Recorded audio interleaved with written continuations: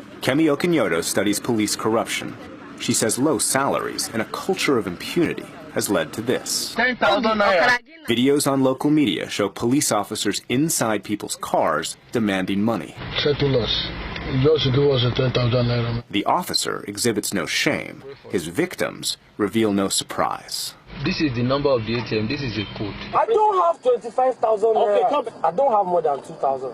In Nigeria, this is daily life. For some, when the person asking for money has a club or a gun, bribes are more like ransoms. The low-level corruption makes it worse when you come in contact with police officers, when you go and report a case, and the case can easily be turned against the person that has come to report. In Nigeria, the corruption is sadly everywhere. Shopkeepers here say police preside over a market for fake medicine. I've been asked for bribes by police officers, by soldiers, by airport security officers behind the X-ray machine. In Nigeria, the cancer of corruption has been spreading for years. Often it starts in childhood. The Kuletu school in Bauchi State looks like many rural Nigerian schools. This is the second-grade classroom. No desks, no chairs, no pencils, no books. How can a student will sit on the ground, listen to the teacher attentively? Yes, they have the... Principal Musu Muhammad points out this is mostly not about poverty. The 2014 federal education budget was $2.4 billion. Muhammad accuses the government of pocketing money that's supposed to educate children. The selfishness of some of the leaders, I cannot say all of them, but some, they have selfishness. So this was built in 2009? 9, yes. He's been asking the local government to fix this classroom. The wind blew the roof off 6 years ago. So the contractor used this wood instead of the wood they were supposed to use? They're supposed to use 2x4, they use 2x2. The thinness of this wood, this is why the roof came down? That's it. That's it. So they're keeping a part of the money they're supposed to use for construction. That is true. And they're putting it in their pockets. That's it. That's actually what happened. And there's no follow-up of government. Is that because the government is in on it? That's it. That's the problem. Why is there not money coming to these schools?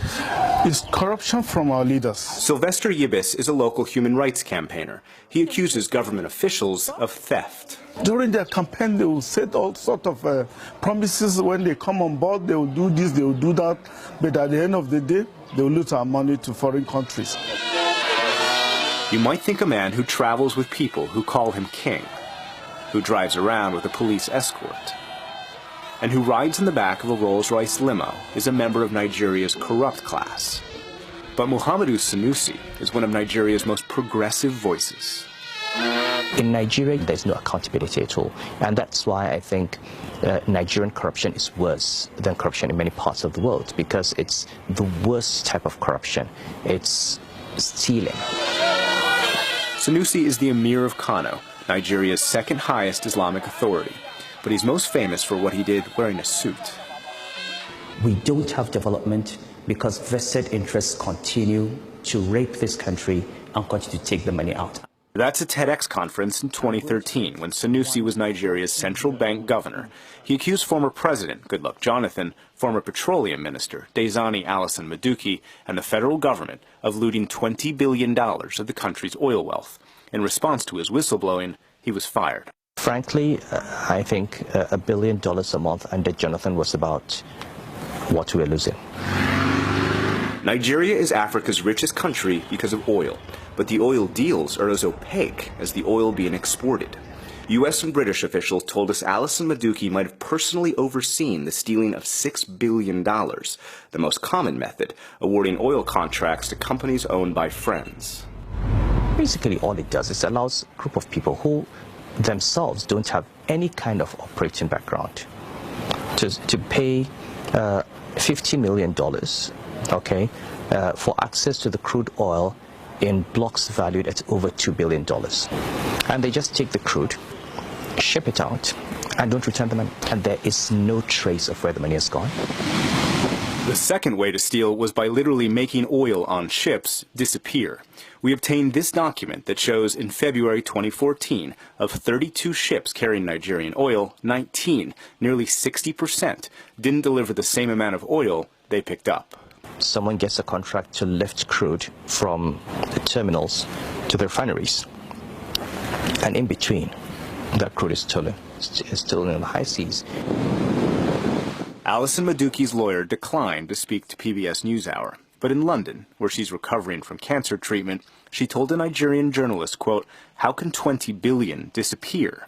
I challenge anyone to come forward with facts showing I stole government or public money. I've never stolen Nigeria's money."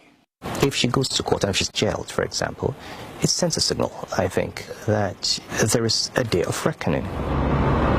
President Muhammadu Buhari has promised that day of reckoning. He was elected on a platform of fighting corruption. President Buhari's campaign against high-level corruption began on this street and this house, or more like this mansion. This is where the former National Security Advisor lives, and armed soldiers arrived here and took away 5 bulletproof cars, 7 assault rifles, and arrested the former National Security Advisor for having them. But Sambo Dasuki isn't only accused of hoarding his own weapons. He's accused of stealing billions of dollars from the military when he was supposed to be supplying them with weapons. They make money instead of fighting the bad boys.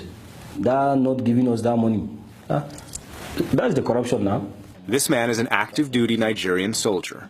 He was on the front lines against Boko Haram when he was shot through the knee. People firing from both left and right. We had so many casualties. He says he and his men were so short of resources, their weapons didn't have bullets, and their trucks didn't have gas. There wasn't fuel in the vehicles. You had to donate money even just to fill the truck with fuel. The commanders came out categorically telling us that there is no fuel and they don't have money. It's either they will leave us there to die or we'll find an alternative. It appears Dasuki had the money. This document obtained by PBS NewsHour is a request by Dasuki's office for $47 million. A Nigerian official says the money left the central bank in cash at night in armored vans. A second document shows Dezani Alison Maduki's name on the bottom. This transfer was for $289 million to the National Intelligence Agency. The problem with that, the official National Intelligence Agency budget was only $160 million. There's no doubt that situation is strongly linked with corruption. Professor Balaji Owasanoi advises Buhari on how to combat high-level corruption. Because money that was appropriated was not being used for purpose. That's why I said corruption weakened and escalated our insecurity. Because money that was appropriated for weapons, for welfare, it wasn't getting to base. Dasuki has denied the charges. His lawyer, Raji Ahmed, declined to be interviewed on camera, but he told me, quote, "All the procurements were made at the request of the military. They identified the contracts or the suppliers, and Dasuki merely sought the approval of the president." That explanation doesn't satisfy the new government. Those who have looted public funds are going to be prosecuted, and those funds are going to be recovered. I'm feeling serious pain now. But fixing this won't be easy. There's a saying here, when you fight corruption, corruption fights back.